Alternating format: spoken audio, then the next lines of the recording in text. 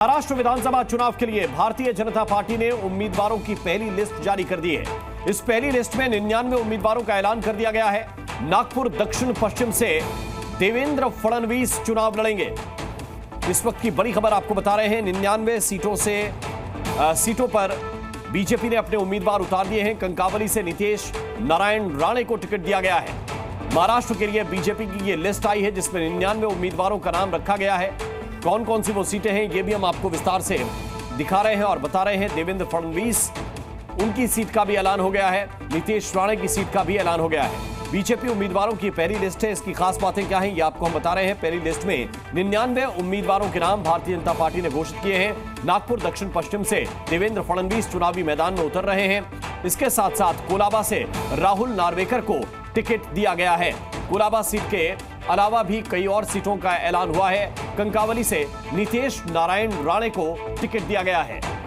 ज्यादा जानकारी के साथ जी मीडिया संवाददाता अंकुर त्यागी इस वक्त हमारे साथ जुड़ गए हैं। अंकुर, एक तरफ कहा जा रहा था कि दो गठबंधन है और दोनों गठबंधनों में सबसे मुश्किल काम है सीटों का बंटवारा।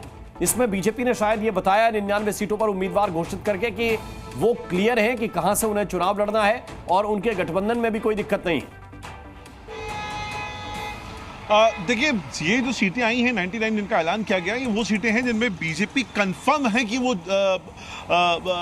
वो जीतेगी। जिसमें उसके 106 उम्मीदवार तो वो हैं जो पिछली बार जीते थे। तो उनमें से 99 सीट्स हैं जिनको बीजेपी ने इस वक्त अपने पत्ते खोले हैं। अभी जिन पे पसुपेश की स्थिति है वो जो बरकरार है वो ऐसी बहुत सारी सीटें हैं। यही वजह है कि बीजेपी को अभी और ऐसा माना जा रहा है कुल 150 सीटें हैं जिसमें बीजेपी क्लेम करने वाली है, जिनमें से 99 पे बीजेपी ने अपना यहाँ पर आज जो सूची है वो जारी कर दी है। काफी बड़े नाम निकल के आ रहे हैं। खुद सूबे के जो डीसीएम है देवेंद्र फडणवीस, वो दक्षिण पश्चिम सीट जो नागपुर की है वहां से चुनाव लड़ने वाले हैं। इसके अलावा बावनकुले जो हैं प्रदेशाध्यक्ष हैं उनका भी सीट का अनाउंसमेंट हो चुका है। राहुल नार्वेकर मौजूदा विधानसभा अध्यक्ष हैं महाराष्ट्र के, वो कोलाबा सीट से लड़ेंगे। राम कदम विधायक हैं, काफी अग्रेसिव नेता माने जाते हैं। एक टाइम लग रहा था उनका टिकट कट जाएगा लेकिन ऐसा नहीं हुआ। उनको एक बार फिर उन पर भरोसा दिखाया है। घाटकोपर पश्चिम से उनको चुनाव में टिकट दिया गया है। तो ऐसे कई सारे नाम हैं। नीतीश राणे, आपने देखा होगा हाल में उनके कई सारे ऐसे बयान हैं जो कंट्रोवर्सी की वजह बने थे और उनके ऊपर कई सारी एफआईआर हुई थी। उनको कंकावली जो सिंधुदुर्ग का इलाका आता है वहां से उनको टिकट दिया गया है।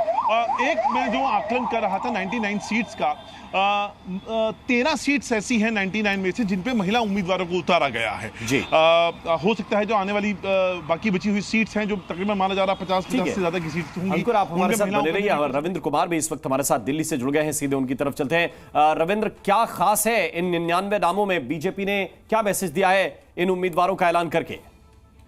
देखिए, बीजेपी केंद्रीय चुनाव समिति में 104 नामों पर चर्चा हुई थी जिसे हरी झंडी मिली थी और आज 99 का किया है। यानी कहीं ना कहीं 5 सीटों पर अभी भी मसला फंसा हुआ है। जिस तरह से गठबंधन के सहयोगी दलों को लेकर भी अभी कितनी सीटों पर कौन लड़ेगा ये तय नहीं हुआ है। लेकिन जो खास बात इसमें है कि जिस तरह से देवेंद्र फडणवीस को टिकट दिया गया है, सुधीर मुनगंटीवार को दिया गया, जितने महत्वपूर्ण व्यक्ति हैं, जितने वरिष्ठ नेता हैं, चाहे आशीष शेलार हो, राम कदम हो, मंगल प्रभात लोढ़ा हो, चंद्रकांत पाटिल हो, सुभाष देशमुख हो, नीतीश राणे हो, इन सबको भी टिकट इस बार दिया गया है। इसके अलावा अशोक चौहान की बेटी जो है श्री जया, उनको भी टिकट दिया गया है। 13 महिलाएं, जैसे कि पहले ही जानकारी मिल चुकी है, 13 महिलाओं को भी। यानी जिसमें से सबसे बड़ी बात है कि जितने विधायक हैं 105 विधायक है उसमें से अधिकतर को टिकट दिया गया है पहले। ठीक है रविंद्र, बहुत बहुत शुक्रिया, बहुत बहुत धन्यवाद। अंकुर, आपका भी बहुत बहुत शुक्रिया हमारे साथ जुड़ने के लिए।